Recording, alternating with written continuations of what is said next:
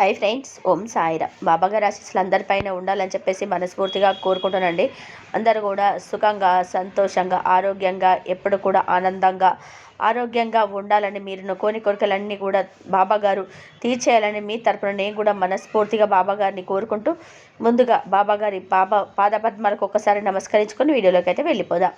ఇక ఈరోజు బాబాగారు సాయిబాబా పిలుపు ద్వారా మనకి ఏం చెప్పబోతున్నారు అంటే, బిడ్డ, ఈరోజు ఈ సాయి మనసు ఎంత కలత చెంది ఉంది తల్లి.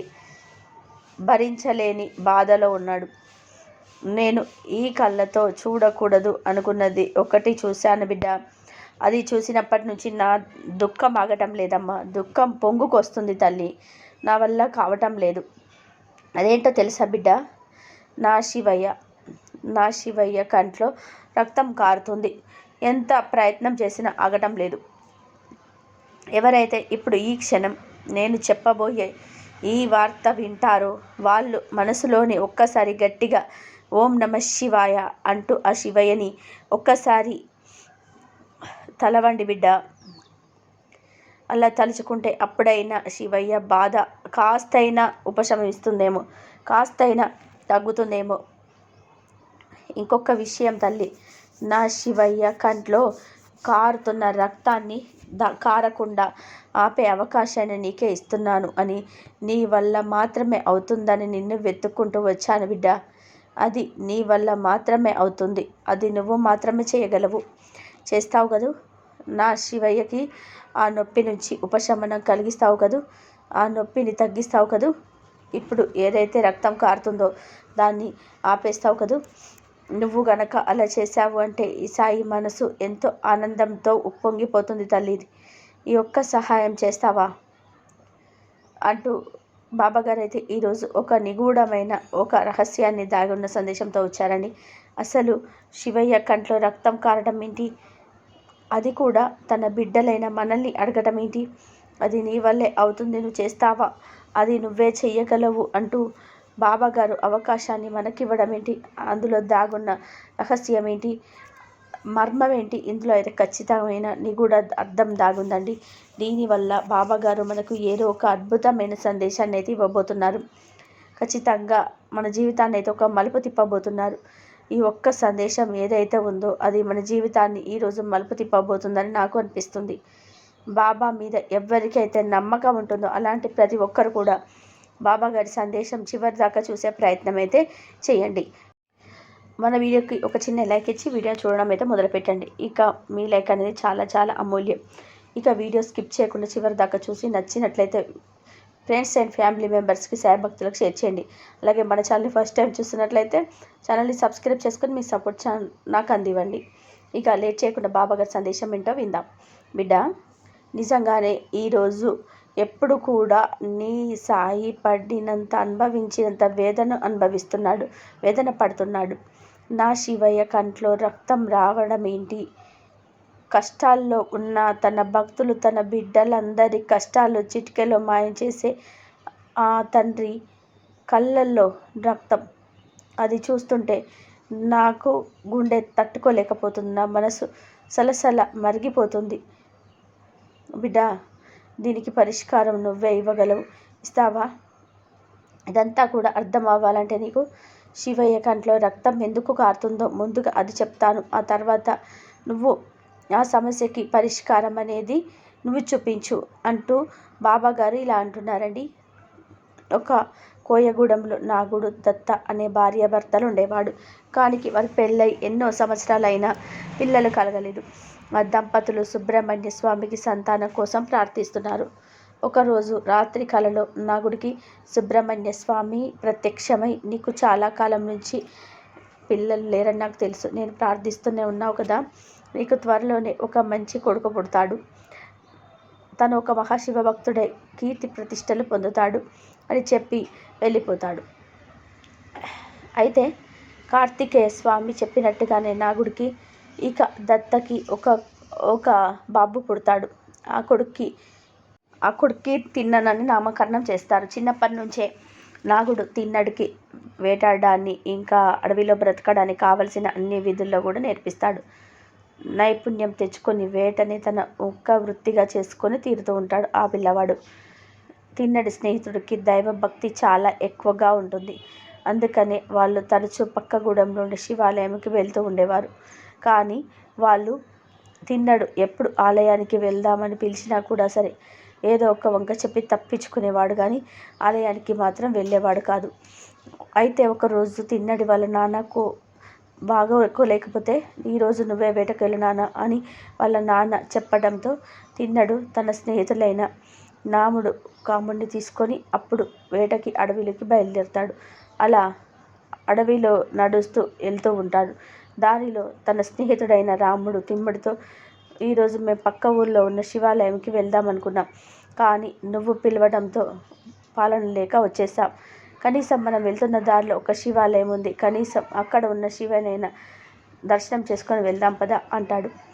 దానికి తిన్నడు, ఏంటి మీరు ఎప్పుడు చూసినా శివుడు శివుడు అంటూ ఉంటారు, అసలు శివుడు నిజంగానే ఉన్నాడా, మీకు ఎప్పుడైనా అతన్ని చూసారా, అతని శివుడు గొప్పతనం ఏంటి అని అడుగుతాడు. అప్పుడు తిన్నడి స్నేహితుడు, శివుడు ఈ సృష్టికి మూల పురుషుడు, ఈ విశ్వాన్ని సృష్టించిన ఆదిశక్తి యొక్క పురుషతత్వమే శివుడు. అంత శక్తి ఉన్నా సరే ఎవరైనా సరే నిజమైన భక్తితో పిలిస్తే శివయ్య చిన్న పిల్లవాడిలాగా వాళ్ళ భక్తికి లొంగిపోయి వాళ్ళు కోరుకున్న కోరికను తీరుస్తాడు. ఆఖరికి వారు కోరుకునేది శివయ్యకు అపాయం తెచ్చిపెట్టేది అయినా సరే వెనకాడకుండా వాళ్ళు అడిగిన వరాలన్నీ కూడా ఇచ్చేస్తాడు, తీర్చేస్తాడు. అందరి కష్టాలు తీర్చే దేవుడికి కష్టాలు వచ్చినప్పుడు వాళ్ళు ఆశ్రయించేది కూడా బాబా శివుణ్ణి. మనుషులకే కాదు, దేవతలకే కాదు, మూగజీవులకు భక్తికి కూడా ప్రసన్నమై ఆ జంతువులకు కూడా మోక్షాన్ని ప్రసాదించే మహాదేవుడు శివుడు. అందుకని మేము ఎప్పుడు అతన్ని కొలుస్తూ ఉంటాం అని చెప్తారు. దానికి తిన్నడు, ఏంటి జంతువులకు కూడా మోక్షాన్ని ఇచ్చాడా, దాని గురించి చెప్పు అని అడుగుతారు. జంతువులకు కూడా మోక్షాన్ని ప్రసాదించాడని చెప్పారు కదా, అదే శ్రీకాళహస్తి. అక్కడ చాలా కాల క్రితం ఆలయం ఉండేది కాదు, కేవలం ఒక వాయులింగం మాత్రమే ఎండకు ఎండుతూ వానకి తడుస్తూ ఉండేది. అదే గమనించిన ఒక సాధు పుంగవుడు ఆ వాయులింగం ఎక్కడో ఉంది అని తన శక్తిని అంతా కూడా ఉపయోగించి గూడు కట్టింది. కానీ ఆ రోజు మధ్యాహ్నం ఒక పాము అక్కడికి వచ్చి సాలిగూడు మధ్యలో ఉండే శివలింగాన్ని చూసి భక్తితో ఆ శివలింగం మొత్తాన్ని శుభ్రం చేసి సాలిగూడును తీసేసి ఆ నాగుపాము నోట్ల నుంచి ఒక మణిని తీసి శివుడికి పెట్టి వెళ్ళిపోతుంది. ఆ తర్వాత ఒక ఏనుగు నోట్లో నీళ్లను పుష్పాలని తెచ్చి నీళ్లతో ఆ ప్రదేశం మొత్తాన్ని శుభ్రం చేసి ఆ సర్పం పెట్టిన నాగమణిని తీసుకొచ్చి ఆ ఏనుగు తీసుకొచ్చిన పుష్పాలతో శివుడికి పూజ చేసి వెళ్ళిపోతుంది.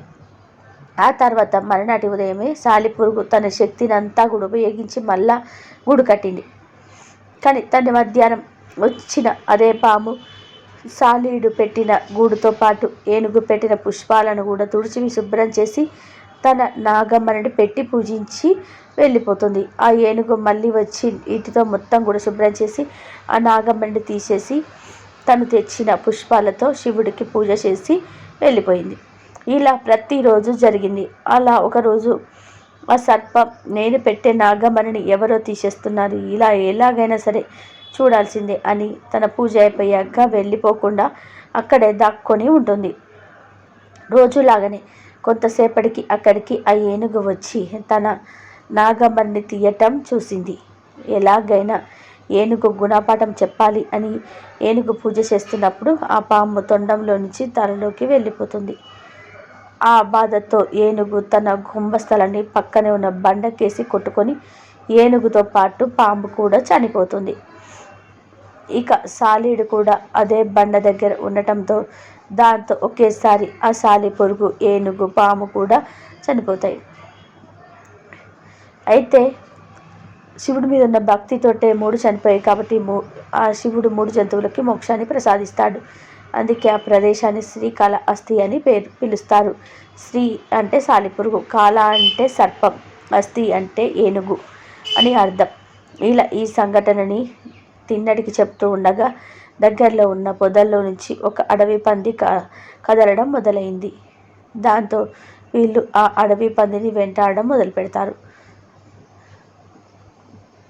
ఆ అడవి పంది మాంసాన్ని తినడానికి 3 స్నేహితులు కూడా కూర్చుంటారు. అయితే తిన్నడి చేతిలో రక్తంతో తడిసి ఉండటంతో ఆ పక్కనే ఉన్న నదిలో కడుక్కొని వస్తానని వెళ్ళాడు. అలా బయలుదేరిన తిన్నడికి దాని మధ్యలో ఒక గుడి కనిపిస్తుంది. అది శ్రీకాళహస్తి ఆలయం. ఇందాక ఆ కథ విన్న కుతూహలంతో లోపల ఆ వాయులింగం ఎలా ఉంటుందో అని చూడాలని వెళ్ళాడు తిన్నాడు. లోపలికి ప్రవేశిస్తాడు. అంతే, ఒక్కసారిగా వాయులింగం చూశాక తిన్నడిలో ఏదో పరవశం మొదలవుతుంది. వెంటనే, నా చిన్నప్పటి నుంచి నిన్ను చూడకుండా నా సమయాన్ని మొత్తం ఎలా వృధా చేసుకున్నాను, ఇప్పుడు నేను ఎలా పూజించాలో కూడా నాకు తెలియటం లేదే. ఎందుకంటే ఎప్పుడు కూడా నేను ఒక ఆలయంలోకి కూడా వెళ్ళలేదు. నేను ఆ పూజలు తెలియదు, మంత్రాలు తెలియదు.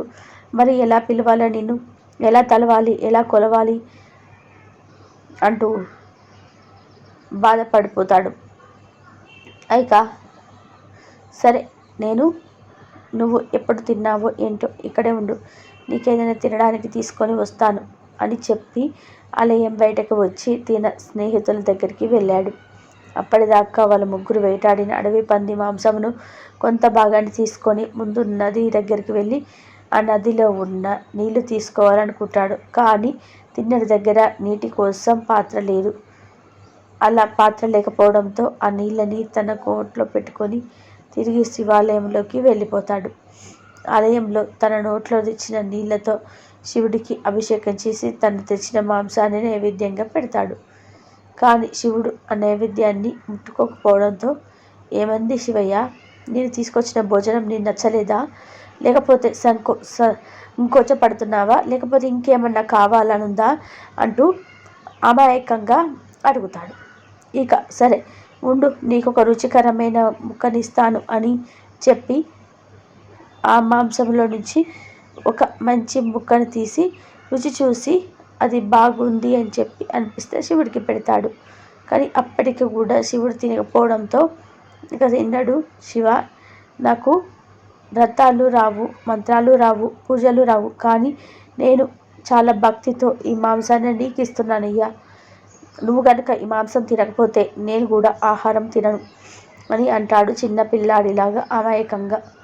వెంటనే ఇక ఆ శివలింగానికి 2 చేతులు పక్కకు నోరు వచ్చి తిన్నడు ఇచ్చిన మాంసాహారాన్ని తినడం మొదలు పెడతాడు.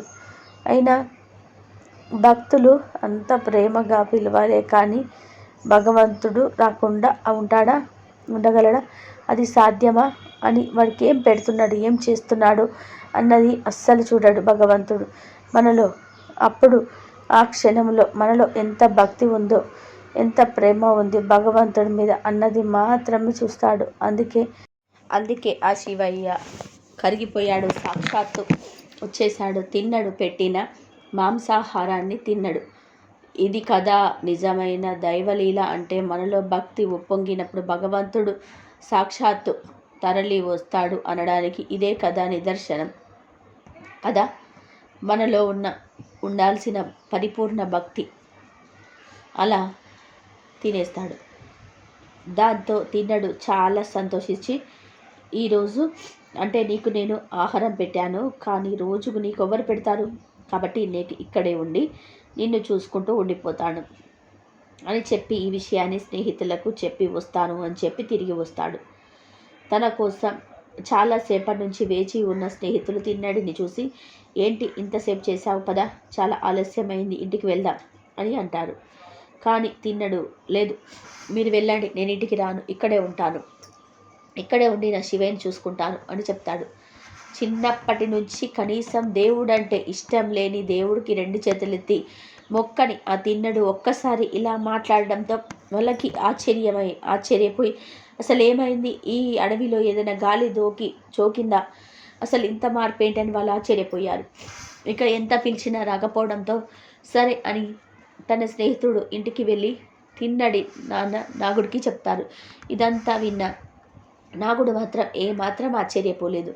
ఎందుకంటే ఇంతకుముందే సుబ్రహ్మణ్య స్వామి కలలో చెప్పాడు కాబట్టి ఇదంతా లిఖితం అని అర్థం చేసుకొని చాలా సంతోషపడతాడు.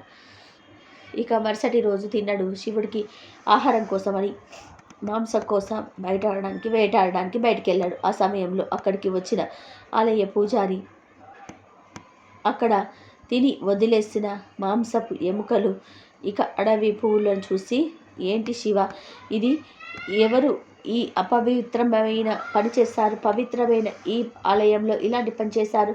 ఈ అపచారం చేసిన వారి ఖచ్చితంగా శిక్షించాలి అని ఆలయం మొత్తం శుభ్రం చేసి పూజ ముగించుకొని ఆ పూజారి అక్కడి నుంచి వెళ్ళిపోతాడు. అక్కడి నుంచి వెళ్ళిపోగానే ఇంతలో వేటకు వెళ్ళిన తిన్నడు తన వేటను ముగించుకొని శివుడి కోసం మాంసంతో పాటు పుట్ట తేనెను కూడా తీసుకొస్తాడు. భక్తితో తెచ్చాడు కాబట్టే ముందు రోజు రాగానే ఈరోజు కూడా ఆ శివలింగానికి మళ్ళీ చేతులు నోరు వచ్చి ఆ మాంసం తింటుంది, ఆ పుట్ట తేనె తాగుతుంది. ఇలా రోజులు గడుస్తున్నాయి. ఒకరోజు ఆ పూజారి ఎలాగైనా సరే ఇక్కడ జరుగుతున్న అపచారాన్ని ఎవరు చేస్తున్నారు పట్టుకోవాలి అని ఇంటికి వెళ్ళకుండా తన పూజ అయిపోగానే అక్కడే దాక్కొని చూస్తున్నాడు. రోజులాగానే తిన్నడు ఆలయంలోకి వచ్చి తన నోట్లోని నీళ్లకు అభిషేకం చేసి శివుడికి ఆ మాంసాన్ని శివలింగం ముందు పెట్టి ఉంచుతాడు. దాంతో తిన్నడు గురించి ఆలయ ధర్మకర్తకి ఎలాగైనా సరే చెప్పాలని ఆ పూజారి ఆలోచిస్తూ అక్కడి నుంచి బయలుదేరి వెళ్ళిపోతాడు. ఇదంతా గమనిస్తున్న పార్వతీదేవి శివుడితో ఇలా అంటుంది, స్వామి, ఒకవైపు ఆ శివగోచారి మీకు ఇష్టమైన మారేడు దళాలు తెస్తూ ధర్మబద్ధంగా మంత్రాలు చదువుతూ మీకు పూజలు చేస్తున్నాడు. కానీ ఇంకొక పక్క ఎంతో ప్రేమతో ఈ బోయవాడేమో మీకోసం అధర్మబద్ధమైన పనులు చేస్తున్నాడు. మాంసాహారాన్ని మీకు నైవేద్యంగా పెడుతున్నాడు. కానీ అతని ప్రేమలో ఎంతో భక్తి ఉంది, ఎంతో ప్రేమ ఉంది. మీకోసం ఎంతో ప్రేమతో మాంసం తెస్తున్నాడు. ఇక్కడ వీళ్ళిద్దరిలో ఎవరిది నిజమైన భక్తి చెప్పండి అని అడుగుతుంది. దానికి శివుడు, వీళ్ళిద్దరిలో ఎవరి భక్తి నిజమో నీకు రేపే చెప్పిస్తాను అని చిన్నగా నవ్వుతూ చెప్తాడు. మరుసటి రోజు తిన్నడు మామూలుగా వేటకు వెళ్తాడు. అదే సమయంలో ఆ పూజారి శివుడికి ఎంతో ఇష్టమైనటువంటి మారేడు దళాలను తీసుకొచ్చి వాటిని శివలింగం ముందు పెట్టబోతుంటే ఆ శివలింగానికి 2 కళ్ళు వచ్చినట్టుగా గమనిస్తాడు. దాంతో ఆ పూజారి ఎంతో సంతోషించి పరవశమైపోతాడు. శివయ్య, నేను చేసిన పూజలకు మెచ్చుకొని నన్ను కనికరించడానికి వచ్చావా స్వామి అంటూ పొంగిపోతాడు. కానీ ఆ ఆనందం ఎక్కువసేపు ఉండదు అతడికి. శివుడు తెరిచిన ఆ 2 కళ్ళల్లో నుంచి రక్తం రావటం మొదలవుతుంది. భయపడి ఇక్కడ ఏదో దుష్టశక్తి ఉన్నట్టుంది, నా ప్రాణాలు పోయేలోపు నన్ను నేను కాపాడుకోవాలి అని ఆలయం నుంచి బయలుదేరి వెళ్తుండగా తిన్నడు అక్కడికి రావడాన్ని చూస్తాడు. ఆ తిన్నడే దుష్టశక్తి ఏమని భయపడి ఒక మూలన దాక్కుంటాడు. లోపలికి వచ్చిన తిన్నడు శివలింగం కంట్లో నుంచి రక్తం కారడం చూసి తనకి దెబ్బ తగిలినట్టుగా విలవిలలాడిపోతాడు, బాధపడతాడు. ఏంటి శివయ్య, ఎవరు నీకు ఇలా చేసింది? వాళ్ళు దొరికితే నేను చంపేస్తాను. ఇప్పుడు నాకేం చేయాలో అర్థం కావటం లేదు తండ్రి. ఉండు, నీ దెబ్బకు నేను మందు తయారు చేస్తాను అని చెప్పి అడవిలోకి వెళ్ళి తిన్నడు తండ్రి నగుల నేర్పించిన పసరు వైద్యం నుంచి కొన్ని ఆకులను తెచ్చి నువ్వే శివలింగం పెడతాడు కంటికి. అప్పటికి రక్తం ఆగక కారుతూనే ఉండటంతో ఏం చేయాలో అర్థం కాలేదు తిన్నడికి. ఆలోచిస్తూ ముళ్ళును ముళ్ళుతోనే తీయాలి అంటారు కదా, నీ కన్నుకు దెబ్బ తగిలింది కాబట్టి నా కన్ను తీసి నీకు పెడతా, నీ దెబ్బ నయమైపోతుంది, నీ కంట్లో రక్తం కారటం ఆగిపోతుంది అని వెంటనే ఒక్క క్షణం కూడా ఆలస్యం చేయకుండా తన కన్నును కోసి తీసేసి రక్తం కారుతున్న శివలింగానికి పెడతాడు. అంతే, అక్కడ రక్తస్రావం ఆగిపోతుంది. తిన్నడి కంటి నుంచి రక్తం ఏకధాటిగా కారుతూ ఉంది. కానీ శివలింగానికి రక్తం రావటం ఆగిపోయింది కాబట్టి తిన్నడు తన నొప్పిని కూడా మర్చిపోయి శివుడికి నయమైపోయిందన్న భావనతో ఎంతో సంతోషంగా ఉంటాడు. కానీ వెంటనే శివలింగంకి ఉన్న 2వ కన్ను నుంచి రక్తం కారడం మొదలవుతుంది. అప్పుడు తిన్నడు తన 2వ కంటిని కూడా ఇద్దామనుకుంటాడు. కానీ తన 2వ కన్నును తీసేస్తే ఆ కన్నుని ఎక్కడ పెట్టాలో తనకు కనపడదు కదా. అప్పుడు నేనేం చేయాలి, ఎలా గుర్తించాలి? కాబట్టి ఆ రక్తం వస్తున్న కంటి దగ్గర తన కాలిని పెడతాడు. తన కాలి బొటన వేలును పెట్టి 2వ కన్నును కూడా కోసి శివుడికి పెట్టేస్తాడు. ఇదంతా అక్కడే దాక్కుని ఉన్న పూజారి చూసి తిన్నడి భక్తికి ఆశ్చర్యపోయి అతడికి కారుతున్న రక్తాన్ని చూసి భరించలేక స్పృహ కోల్పోయి అక్కడే పడిపోతాడు. తిన్నడు తన 2వ కళ్ళని కోసేసుకొని రక్తంలో తడిచిపోతూ అక్కడే స్పృహ తప్పి పడిపోతూ ఉంటాడు. పడిపోతున్న సమయంలో వెంటనే శివుడు ప్రత్యక్షమై పడిపోతున్న తిన్నడిని పట్టుకుంటాడు. తిరిగి తిన్నడి కళ్ళను ప్రసాదిస్తాడు. ఒక్కసారిగా శివుడిని చూసిన ఆ తిన్నడు, శివుడిని నిజరూపాన్ని చూసిన తిన్నడు భక్తితో, ఆనందంతో, సంబరమాశ్చర్యాలతో కన్నీళ్లు పెట్టుకుంటాడు. కన్నీళ్లతో పాదాలు కడిగిస్తున్నాడు శివయ్యకి. ఆనందం తట్టుకోలేకపోతున్నాడు. శివుడిని హత్తుకుంటాడు.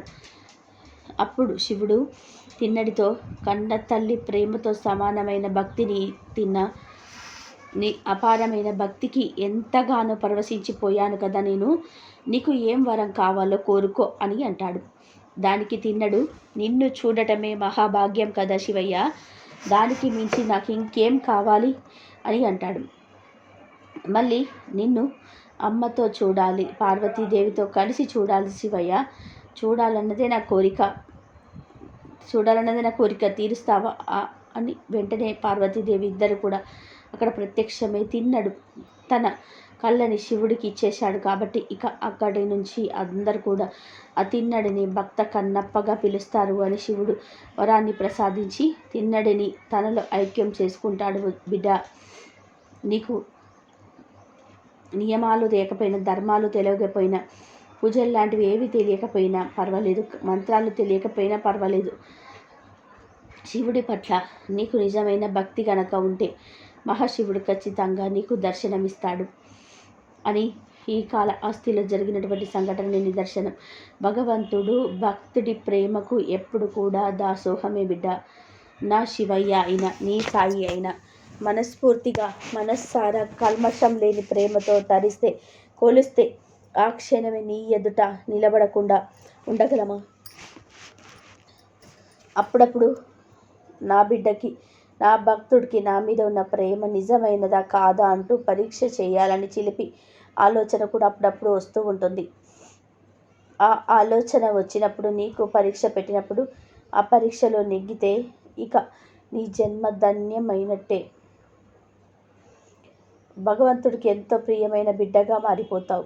నీకు 100 కేజీల 100 జన్మల పుణ్యం లభిస్తుంది. నీ జీవితమే ధన్యమైపోతుంది. చెప్పాను కదా, శివయ్య కంట్లో రక్తం కారకుండా చేసే అవకాశం నీకు ఇస్తున్నాను. అది నీ వల్లే అవుతుంది, చేస్తావా అని అడిగావు కదా బిడ్డ. చూసావు కదా, చూస్తే ఇప్పుడే నీకు అర్థమై ఉంటుంది. నీలో నిజమైన భక్తిని కనుక శివయ్యకే భక్తిపూర్వకంగా సమర్పించావు అంటే ఆయన అమితానందం పొందుతాడు. చిన్న పిల్లాడిలాగా కేరింతలు కొడతాడు. ఆ ఆనందంలో నువ్వు కోరిన కోరికలన్నింటినీ తీర్చేస్తాడు, ఉప్పొంగిపోతాడు. శివయ్యకు కావలసింది, నీ సాయికి కావలసింది కల్మషం లేని గోరంతా నీ భక్తి, ప్రేమ. భక్తి ఒకటే ఉంటే సరిపోదు బిడ్డ, అందులో ప్రేమ ఉండాలి. ప్రేమతో కూడిన భక్తి ఉంటేనే ఆ భక్తికి ఎప్పుడు కూడా పరిపూర్ణత ఉంటుంది. ఎందుకంటే భక్తి అంటే నాకు ఒక కర్తవ్యం లాగా నువ్వు చేస్తావు. నాకు దేవుడి మీద భక్తి ఉంది, నాకు సాయి మీద భక్తి ఉంది, నా శివయ్య మీద భక్తి ఉంది, నేను అది చేయాలి, ఇది చేయాలి, అలా కాదు. ఆ భక్తితో పాటు ప్రేమ ఉంది అనుకో, భక్తికి ప్రేమకు తోడైందనుకో, ఏది చేసినా కూడా నీ మనసు లోతుల్లో నుంచి వస్తుంది. ఎంతో ప్రేమగా, అభిమానంగా చూస్తావు. నీ తండ్రిని చూసినట్టు, నీ కడుపులో పుట్టిన బిడ్డను చూసినట్టు అంత ప్రేమగా చూస్తావు. నీ సాయిని కానీ, నీ శివయ్యని కానీ, నీ రాముడి కానీ, శ్రీకృష్ణుడి కానీ. అప్పుడు నీ కల్మషం లేని ఆ ప్రేమకు అందరూ కూడా కరిగిపోయి నీకు కావలసిన వరాలన్నీ ఇచ్చేస్తారు. నీ జీవితంలోని కష్టాలన్నింటినీ కూడా తొలగించేస్తారు. నీకున్న దరిద్రాలన్నీ కూడా తొలగించేస్తారు. నీ జీవితంలో సంతోషాలను పువ్వులు పూయిస్తారు. అర్థమైంది కదా బిడ్డ, కల్మషమైన ప్రేమతో పిలిచావు అంటే ఆ క్షణమే నీ కళ్ళ ముందు నేనుంటాను బిడ్డ అంటూ బాబాగారు చాలా అద్భుతమైన సందేశాన్ని అందించారండి. అయ్యో, ఈ వీడియో మీకు అందరికీ నచ్చిందని భావిస్తున్నాను. రేపు కనుక మరొక మంచి సందేశంతో మీ ముందుంటాను. అంతవరకు కూడా సర్వే జనా సుఖినో భవంతు. ఓం సాయిరం. శ్రద్ధా సబూరి. బాబాగారి ఆశీస్సులు అందరిపైన ఉండాలని మనస్ఫూర్తిగా కోరుకుంటూ సర్వే జనా సుఖినో భవంతు. బాబాగారు ఏది చెప్పినా మన మంచి కోసమే చెప్తారు కాబట్టి ఆయన చెప్పినది ప్రతి ఒక్కటి కూడా మన జీవితంలో జరిగే తీరుతుంది. కాబట్టి మనము శివుడి మీద కానీ బాబా మీద కానీ నమ్మకం ఉన్నట్లయితే మనకు ఎప్పుడు కూడా ఆ బాబా మన తోడుగా నీడగా ఉండి మనకు వచ్చే కష్టాలన్నీ తీసేసి మనకున్న బాధలన్నీ తీసేసి పెద్దగా జరిగేది కూడా చిన్నగా జరిగి చేస్తాడు. కాబట్టి మనం ఎప్పుడైతే నమ్మకంతో కనుక ఉంటామో అప్పుడే మన కోరిక నెరవేరుతుంది. కాకపోతే కొంచెం కర్మ అనేది మనకు ఉంటుంది కదా, ఆ కర్మ అనేది తొలగిపోవడం అయితే కొంచెం టైం పడుతుంది. ఆ కర్మ తొలగిపోవడమే ఆలస్యం మనకున్న కోరిక అయితే నెరవేరడానికి ప్రయత్నం జరుగుతూనే ఉంటుంది.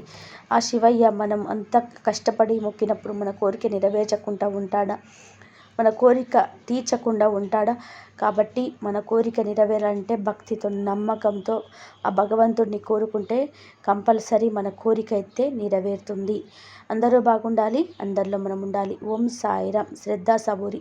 బాబాగారి ఆశీస్సులు అందరిపైన ఉండాలని మనస్ఫూర్తిగా కోరుకుంటూ మరొక మంచి వీడియోతో మళ్ళీ కలుద్దాం. ఓం సాయిరామ్. శ్రద్ధ సబూరి. సర్వే జన సుఖినో భవంతు. ఓం సాయిరామ్.